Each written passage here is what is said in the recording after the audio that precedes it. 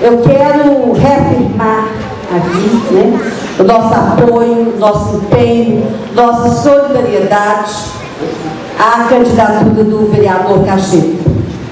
Por N motivos. Foi um jovem que, no período da repressão, lutou pelas conquistas sindicais, um profissional que, como já foi dito aqui, trabalha a questão da engenharia sustentável, um militante social que tem uma preocupação intensa com a questão da moradia popular.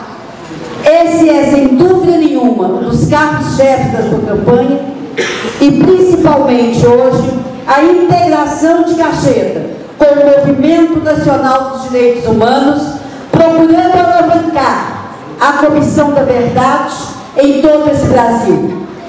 Vamos reescrever a história do Brasil de uma maneira contada pelo lado dos oprimidos, pelo lado daqueles que sofreram, pelos despossuídos.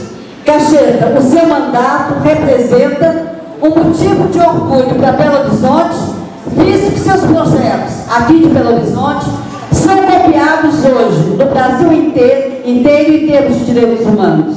Parabéns a vocês todos, parabéns para nós que temos um representante desse na Câmara de Vereadores. Obrigada.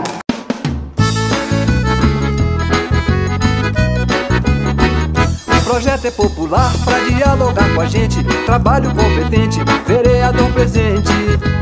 Tudo que acontece em BH, o Cacheta está por lá.